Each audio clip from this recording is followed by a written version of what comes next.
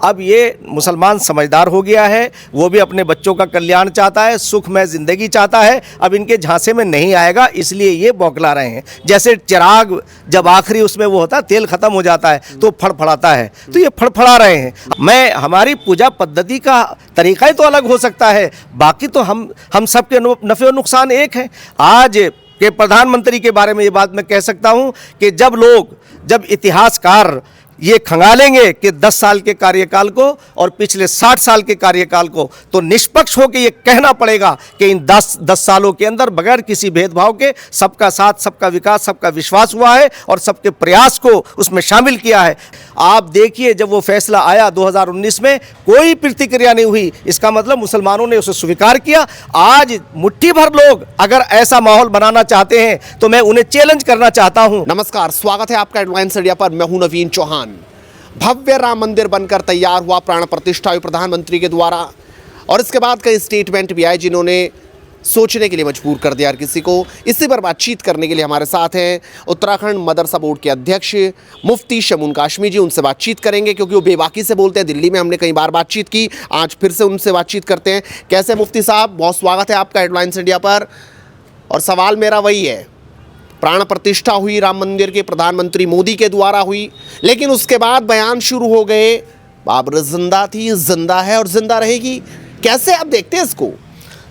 मैं पहले तो आपका देवभूमि में आपका स्वागत है, और आदरणीय प्रधानमंत्री श्री नरेंद्र मोदी जी द्वारा प्राण प्रतिष्ठा किए जाने के संदर्भ में कहना चाहता हूं कि मर्यादा पुरुषोत्तम श्री राम इस देश की आत्मा है, इस देश की रूह है, और देश की नहीं पूरे विश्व में एक ऐसी मिसाल रखते हैं कि अगर किसी भी राजा की या किसी भी शासक का आप उनकी जीवनी को खंगालेंगे तो मर्यादा पुरुषोत्तम श्री राम की जीवनी ऐसी मिलेगी कि कहीं कोई दाग नहीं मिलेगा, निष्कलंक जीवन।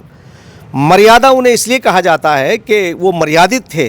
अगर आप एज ए राजा के देखते हैं तो उनका प्रजा के प्रति जो उनकी जवाबदेही थी, वो उसकी मिसाल पूरे विश्व में नहीं मिलती है।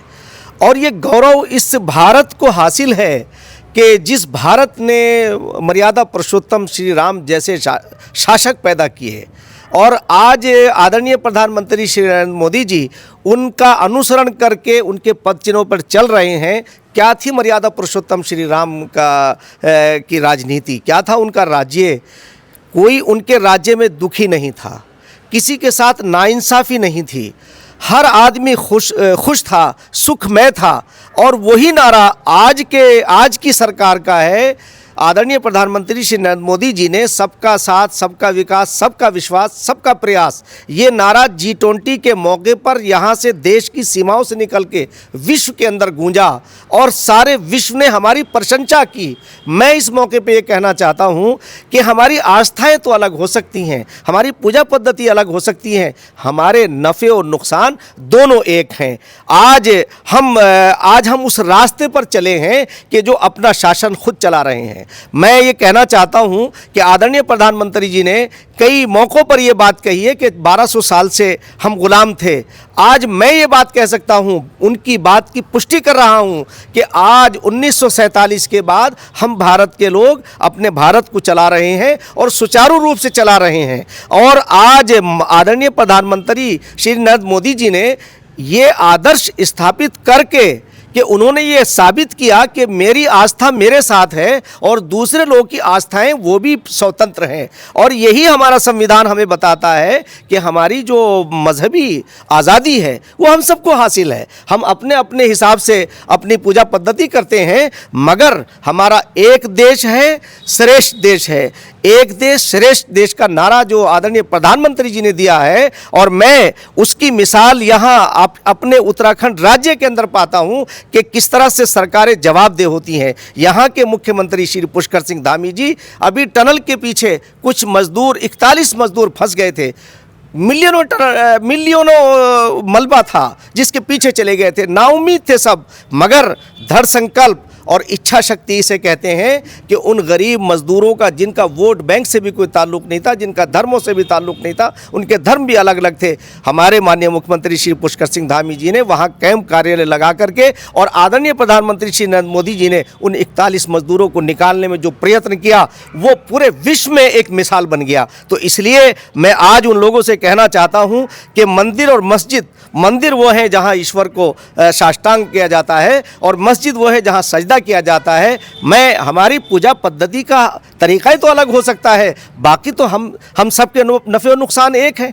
आज के प्रधानमंत्री के बारे में ये बात मैं कह सकता हूँ कि जब इतिहासकार ये खंगालेंगे कि 10 साल के कार्यकाल को और पिछले 60 साल के कार्यकाल को, तो निष्पक्ष होकर ये कहना पड़ेगा कि इन 10 सालों के अंदर बगैर किसी भेदभाव के सबका साथ, सबका विकास, सबका विश्वास हुआ है और सबके प्रयास को उसमें शामिल किया है। मैं एज ए मदरसा बोर्ड के अध्यक्ष के मैंने उत्तराखंड राज्य के अंदर जा कर के पूछा अपने मदरसों के अंदर, हम उन्हें आधुनिकता से जोड़ रहे हैं, हम उन्हें इंजीनियर और डॉक्टर बनाएंगे, उनका अच्छा भविष्य होगा और मुसलमान भी उसी तरह से आगे बढ़ेगा जिस तरह से हमारे देश के नागरिक आगे जा रहे हैं। तो मैं सवाल तो ये है ना मुफ्ती साहब, सवाल ये है, आप मुफ्ती हैं, आपने तालीम ली और आप बच्चों को भी तालीम दे रहे हैं, इसीलिए आपको मदरसा बोर्ड का अध्यक्ष बनाया गया है। लेकिन ये कौन सी तालीम है जो ये बोलते हैं कि बाबरी जिंदा है, जिंदा थी और जिंदा रहेगी, और उसके बाद ऐसे ही इधर प्राण प्रतिष्ठा हुई और उधर हमने देखा कि मीरा रोड पर क्या कुछ हुआ, कैसे उपद्रव हुआ, पत्थरबाजी हुई, कहा कि यहाँ तो शेर है, ये यूपी नहीं है जो हम डर जाएंगे, यहाँ योगी नहीं है जो हमें कोई डरा देगा। ये किस तरह की सोच है? ये सोच क्या पैदा करती है? ये सोच क्या दिखाती है? नहीं, मैं कहना चाहता हूँ वो सोच अब मुर्दा हो रही है, वो सोच कमज़ोर पड़ रही है। मैं ये बात कहने में मुझे कोई हिचकिचाहट नहीं है कि 60 साल में एक कार्यकाल यहाँ रहा एक बड़ी पार्टी का, उसके बाद अन्य राजनेता भी आए, उन्होंने मुसलमानों को सिर्फ वोट बैंक बनाया। आज की सरकार उस पारदर्शिता के साथ काम कर रही है जो आपको वोट बैंक नहीं बना रही है बल्कि आपका कल्याण कर रही है। मैं दावे के साथ ये बात कह सकता हूं कि किसी के साथ कोई भेदभाव नहीं हो रहा है। मैं एग्जाम्पल के तौर से हम मदरसों में गए, मदरसों में हमने अपने बच्चों के लिए, जब हमारे माननीय मुख्यमंत्री श्री पुष्कर सिंह धामी जी ने कहा कि इन्हें इंजीनियर भी बनाओ, इन्हें डॉक्टर भी बनाओ, उनके नेतृत्व में हमारे मदरसे प्रगति की ओर हैं। तो हमने वहाँ पूछा कि भाई ये बताओ कि तुम्हें इन जितनी योजनाएं हैं क्या आपके साथ कहीं भेदभाव है? तो हर एक ने कहा कि नहीं। बल्कि हमने पूछा अच्छा किसी को कोई फ़ायदा हुआ? तो एक नौजवान उठता है, वो कहता है कि मेरी माँ आज मेरे पास है, मेरी माँ को पैरालाइज हुआ, मेरे पास आयुष्मान कार्ड था, उसके ज़रिए से इलाज कराया। और उन लोगों को जो जिनके कच्चे मकान थे पक्के बन गए। तो मैं मुसलमानों के उन लोगों से पूछना चाहता हूँ कि जब बगैर भेदभाव के काम सबके कार्य हो रहे हैं तो आप किस तरह से क्यों अनर्गल बातें कर रहे हैं? और मैं कहना चाहता हूँ कि हमने राम मंदिर की स्थापना फैसला आने से पहले हिंदू और मुसलमानों ने सबने ये तय किया था कि जो भी फैसला आएगा हम उस फैसले को मानेंगे। आप देखिए जब वो फैसला आया 2019 में कोई प्रतिक्रिया नहीं हुई, इसका मतलब मुसलमानों ने उसे स्वीकार किया।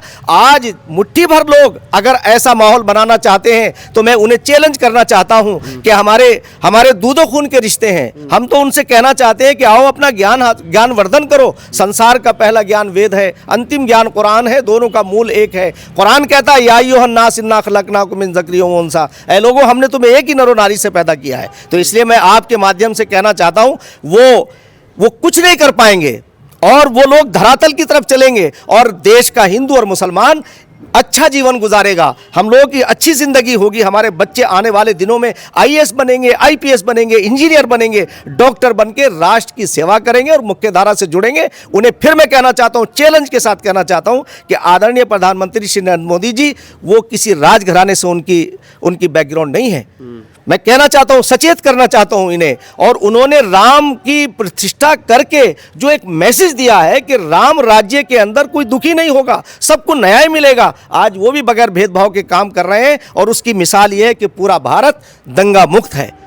पहले इतने दंगे होते थे, लाखों मुसलमानों की हत्याएं हुई हैं। क्या वो बताएंगे इस बात को? बता पाएंगे वो इस बात को कि वो जो लोग ये नारे लगा रहे हैं? कुछ आज तो ये भी नारे लगा रहे हैं कि वहाँ मंदिर की जरूरत ही नहीं थी, वहाँ तो स्कूल और अस्पताल की जरूरत थी, वहाँ वो बना दिया जाता, मंदिर में इतना पैसा खामखा लगा दिया गया। आप इसको कैसे देखते हैं? नहीं, पूरा राष्ट्र गौरवान्वित है, पूरा राष्ट्र जो है आज गौरव से भर गया।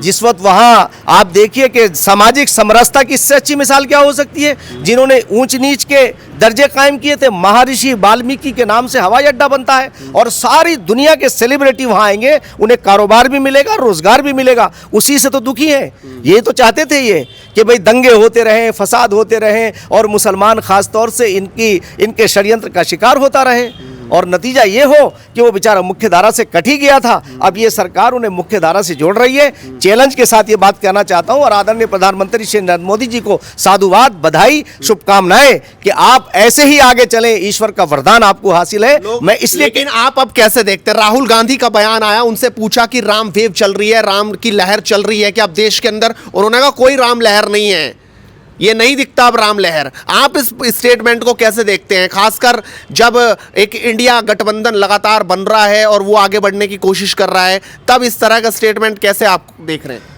सर, मैं 2012 का जिक्र करूंगा। 2012 में मैंने एक 15 सेकंड की मेरी एक वीडियो है, आपको भेजूंगा, उसे वायरल करिए। मैंने उस वक्त ये कहा था कि 2014 में ऐसा परिवर्तन आएगा कि राक्षस छोड़ के जाएंगे, राक्षस प्रवृत्ति के लोग। तो मुझसे एक पत्रकार ने पूछा कि आप राक्षस किन्हें कहने का उद्देश्य है? कि जिन्हें मौका मिला उन्होंने आपस में लड़वाया, झगड़े कराए, डिवाइड एंड रोल जो अंग्रेज करता था वो किया। आज वो फेल हो गए हैं। मैं राहुल गांधी जी से कहना चाहूँगा कि आपको अगर राजनीति और सेवा करनी है तो आपको नरेंद्र मोदी जी का अनुसरण करना पड़ेगा कि एक गरीब घर के अंदर पैदा होने वाला एक आम आदमी आज इस शिखर पर जब बैठता है तो वो अपने कल्याण की बात नहीं करता, वो 140 करोड़ के कल्याण की बात करता है। इसलिए नवीन जी बहुत कॉन्फिडेंस के साथ ये बात मैं कह रहा हूँ कि आदरणीय प्रधानमंत्री नरेंद्र मोदी जी की बैकग्राउंड बिल्कुल एक आम आदमी की है। ईश्वर का वरदान उन्हें हासिल है, बल्कि इन लोगों ने 60 साल के कार्यकाल के अंदर मुसलमानों को आरएसएस और बीजेपी से डराया। अब ये मुसलमान समझदार हो गया है, वो भी अपने बच्चों का कल्याण चाहता है, सुखमय ज़िंदगी चाहता है। अब इनके झांसे में नहीं आएगा, इसलिए ये बौखला रहे हैं। जैसे चिराग जब आखिरी उसमें वो होता है, तेल ख़त्म हो जाता है तो फड़फड़ाता है, तो ये फड़फड़ा रहे हैं। अब हिंदू और मुसलमान एक साथ चलेंगे, हम मिल के रहेंगे। हमारे दूध और खून के रिश्ते, जैसे मैंने पहले कहा कि आप वेद और कुरान उठा के देख लीजिए, तमाम ज्ञान उठा के देख लीजिए, अब वो राक्षस प्रवृत्ति के लोग हमें बांट नहीं सकते। मुफ्ती साहब, अब सवाल ये भी है, आपको बड़ी जिम्मेदारी मिली है उत्तराखंड की, मदरसा बोर्ड के आप अध्यक्ष हैं।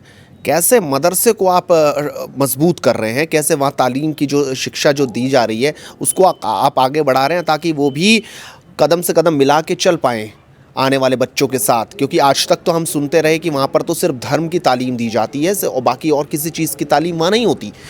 आप किस तरीके से एक नई लकीर खींचने का काम कर रहे हैं, खासकर उत्तराखंड में? सर, मेरी बैकग्राउंड मदरसा ही है। मैं मदरसे को मैं क्योंकि जानता हूँ वहाँ उनकी आभाव की ज़िंदगी है, क्या क्या उनकी प्रॉब्लम्स है उसे मैं भली भांति जानता हूँ। आदरणीय मुख्यमंत्री श्री पुष्कर सिंह धामी जी के नेतृत्व में हम उन मदरसों को आधुनिकरण से जोड़ रहे हैं। उन्हें हम इंग्लिश, मैथ, सामाजिक ज्ञान, ये सारी चीज़ों से उन्हें सुसज्जित कर रहे हैं हम। और मैं ये समझता हूँ कि आने वाले दिनों में हमारा उत्तराखंड मदरसा बोर्ड और उत्तराखंड के मदरसे एक मिसाल बनेंगे कि जब यहाँ से इंजीनियर और डॉक्टर बन के निकलेंगे, IAS और IPS बन करके निकलेंगे। हमने ऐसे पाठ्यक्रम उसमें हमने शामिल किया है, NCERT का पाठ्यक्रम है। जब वो उसे पढ़ेंगे तो वो दूसरे बच्चों से पीछे नहीं रहेंगे और जब वो बराबर उन बच्चों की तरह उन्हें फैसिलिटी मिलेगी, वो पढ़ेंगे, तो मैं समझता हूं कि वो भी राष्ट्र की और प्रदेश की सेवा करेंगे।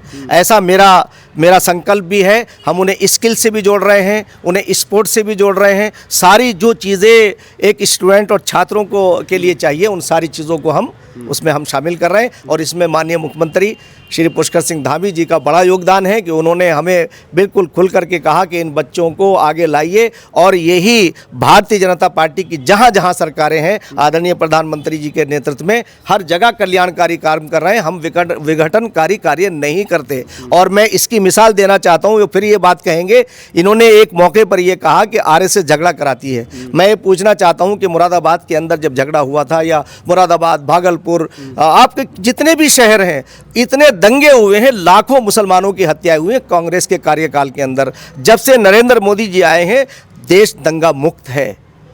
विकास युक्त है। आप यहाँ से 3 घंटे में दिल्ली जा सकते हैं। आप पूरे देश के अंदर अपनी गाड़ी से भ्रमण कर सकते हैं और गाड़ी के अंदर मेंटेनेंस नहीं आएगा। तो इसलिए मैं आज ये बात कहना चाहता हूँ कि आदरणीय प्रधानमंत्री श्री नरेंद्र मोदी जी मर्यादा पुरुषोत्तम श्री राम के नक्श कदम पर चल करके, उनके पद चिन्हों पर चल करके एक ऐसी मर्यादित सरकार जो जवाबदेह हो जनता के प्रति, वो उसकी तरफ अग्रसर है। इसलिए हम उन मदरसों को जो हमारे स्टेट के अंदर मदरसे आते हैं वो उसमें पूरी तरह भागीदारी करेंगे, ऐसा मैं विश्वास रखता हूं और ऐसा मेरा संकल्प भी है। बहुत बहुत धन्यवाद। मुफ्ती शमून काशमी बड़ी बेबाकी से बोलते हैं और उन्होंने साफ तौर पर कहा कि मदरसों को सुधारने के लिए, अच्छी तालीम देने के लिए हम कदम उठा रहे हैं। वहीं उन्होंने राम मंदिर पर भी खुलकर अपनी राय रखी। आप भी बोलिए, अपनी राय रखिए, उस वीडियो को शेयर कीजिए और लगातार हेडलाइंस इंडिया के साथ जुड़े रहिए, क्योंकि मुद्दे की बात इसी तरीके से बदस्तूर चल रहेगी। नमस्कार।